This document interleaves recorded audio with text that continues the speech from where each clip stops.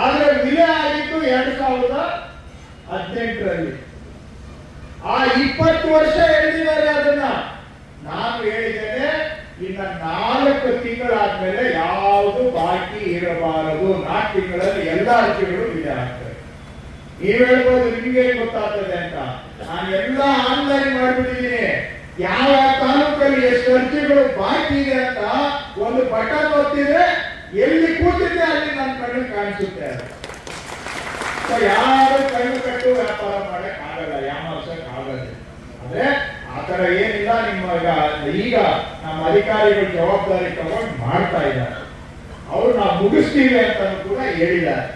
ಈಗ ಹಾಗಾಗಿನೇ ಇವತ್ತು ಗುಂಡ್ಲುಪೇಟೆಯಲ್ಲಿ ಯಾಕೆ ಮಾಡ್ತಾ ಇದ್ದೀವಿ ಅಂದ್ರೆ, ಬೇರೆ ತಹಸೀಲ್ದಾರ್ಗಳು ಅನ್ನುವಾಗ ಇಲ್ಲಿ ಜಿಲ್ಲಾಧಿಕಾರಿಗಳು ಎಸಿ ಅವರು ಮತ್ತೆ ಗುಂಡ್ಲುಪೇಟೆ ತಹಸೀಲ್ದಾರರು ನಾವು ಮಾಡ್ತೀವಿ ಅಂತ ಹೇಳಿ MLA ಅವರ ಲೀಡರ್ಶಿಪ್ ಅಲ್ಲಿ ಇವತ್ತು ಸಾಗುವಳಿ ಚೀಟಿ ಬೇರೆಯವರು ಆಗಲ್ಲ ಆದ್ರೂ ಕೂಡ MLA ಅವರು 3-4 ಸತಿ ಕೂತ್ಕೊಂಡು ಮೀಟಿಂಗ್ ಮಾಡಿ ಅಧಿಕಾರಿಗಳು ಸೇರಿ ಇವತ್ತು ಸಾಗುವಳಿ ಚೀಟಿ ಕೊಡುವಂತ ಅರ್ಥಕ್ಕೆ ತಗೊಂಡು ಬಂದಿದ್ದಾರೆ. ಸೊ ಅವರು ಸಪೋರ್ಟ್, ಅವರ ಇಚ್ಛಾಶಕ್ತಿ ಇರೋದ್ರಿಂದ ಇವತ್ತು ನಾವು ಸಾಗುವಳಿ ಚೀಟಿ ಕೊಡೋದು ಸಾಧ್ಯ ಆಗಿದೆ. ಸರ್ವೆ ಇಲಾಖೆಯವರು, ಕಂದಾಯ ಇಲಾಖೆಯವರು ಮಾಡಲಿಲ್ಲ ಅಂದ್ರೆ 4 ತಿಂಗಳಲ್ಲಿ ಮುಗಿಸ್ಕೊಡ್ತೀವಿ ಅಂತ ಅವರೇ ನಮಗೆ ನಡವಳಿಕೆ ನೋಡಿದಾಗ ಮಾತನ್ನ ಉಳಿಸ್ಕೊಳ್ತಾರೆ ಅನ್ನೋ ನಂಬಿಕೆನೂ ಕೂಡ ನನಗೆ ಅವ್ರ ಮೇಲೆ ಇದೆ. ಇನ್ನ ಕೆಲವರು ಹೇಳಿದ್ರು ನೀವು ಏನೇನೋ ಮಾಡ್ಬಿಟ್ಟಿದ್ದೀರಿ ಬಗೆಹರಿಕೊಂಬಲ್ಲಿ ಅಂತ. ನಾನು ಅವ್ರಿಗೆ ಹೇಳಿದೆ, ನೋಡಪ್ಪ, ಕಾನೂನು ಪುಸ್ತಕದಲ್ಲಿ ಇಲ್ಲದೆ ಇರುವಂತಹದ್ದ ಯಾವ್ದಾದ್ರು ಒಂದು ಕಾನೂನು ನಾನು ಹೊಸದಾಗಿ ಸೇರಿಸಿದ್ರೆ ತೋರಿಸಿ ನನಗೆ. ನಾನು ಯಾವ ಹೊಸ ಕಾನೂನನ್ನು ಕಡ್ಡಾಯ ಮಾಡಿಲ್ಲ. ಆದ್ರೆ ಇರೋ ಕಾನೂನನ್ನೇ ಒಂದು ಕಡೆ ನಾನು ಲಿಸ್ಟ್ ಮಾಡಿದ್ದೇನೆ. ಯಾವ ಸಂದರ್ಭದಲ್ಲಿ ಕೊಡಬಹುದು, ಯಾವುದು ಕೊಡಕ್ಕೆ ಬರೋದಿಲ್ಲ. ಕಾನೂನು ಏನ್ ಹೇಳುತ್ತೆ ಅದನ್ನ ಒಂದು ಸರ್ಕ್ಯುಲರ್ ಅಲ್ಲೇ ಹಾಕಿ ಕೊಟ್ಟಿದ್ದೇನೆ. ಹಿಂದೆ ಏನ್ ಮಾಡೋರು, ಒಂದು 10 ಸರ್ಕ್ಯುಲರ್ ಇರ್ತಾ ಇತ್ತು. ಇದನ್ನ ತೋರಿಸಿ ಅಲ್ಲಿ, ಅದನ್ನ ತೋರಿಸಿ ಇಲ್ಲಿ, ಏನೇನೋ ಮಾಡಾಕೋರು. ಈಗ ಏನ್ ಮಾಡಿದೀವಿ, ಇರೋ ಕಾನೂನುಗಳನ್ನ ಒಂದೇ ಸರ್ಕ್ಯುಲರ್ ಅಲ್ಲಿ ಹಾಕಿದ್ದೆ. ಏನಕ್ಕೆ ಅದು?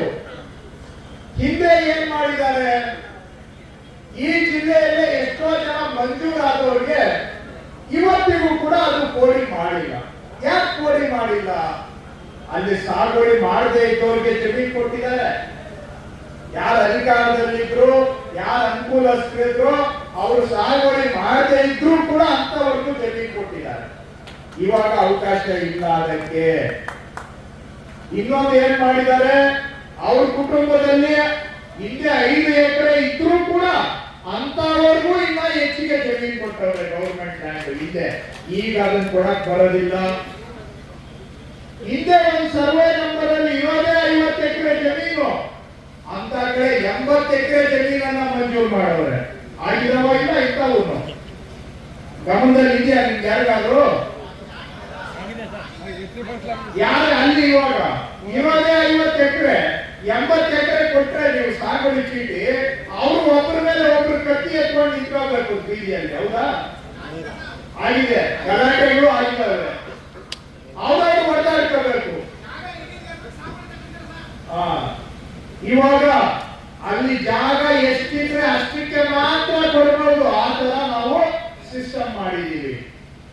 ಹಿಂದೆ ಮಕ್ಕಳ ಹೆಸರಲ್ಲೆಲ್ಲ ಮಂಜೂರಾಗಿದೆ. ಈಗ ಅವರು ಆ ಅರ್ಜಿ ಡೇಟ್ಗೆ ಅವರು ಎಲಿಜಿಬಲ್ ಇದ್ರ ಇಲ್ವಾ, ಸಾಗುವಳಿದಾರರು ಹೌದಾ ಇಲ್ವಾ ನೋಡುವಂತ ಸಿಸ್ಟಮ್ ತಗೊಂಡು ಬಂದಿದ್ದೇವೆ. ಹಿಂದೆ ಫಾರೆಸ್ಟ್ ಲ್ಯಾಂಡ್ ಅಲ್ಲೂ ಮಂಜೂರು ಮಾಡಿಕೊಟ್ಟಿದ್ದಾರೆ, ಈಗ ಮಾಡಕ್ ಆಗೋದಿಲ್ಲ.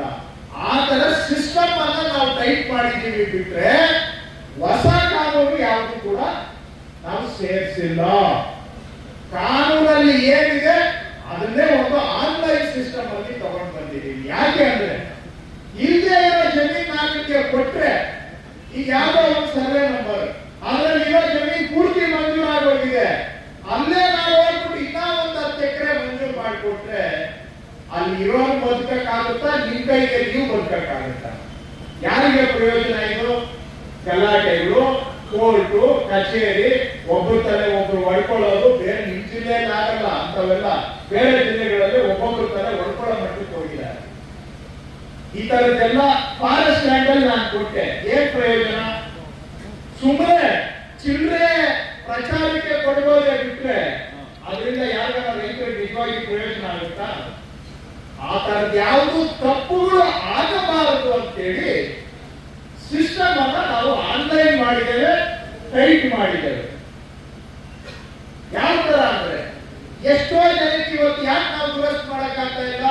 ಯಾಕೆಂದ್ರೆ ಒಂದು 40% ಜನಕ್ಕೆ ಮಂಜೂರಿ ದಾಖಲೆಗಳೇ ಇಲ್ಲ.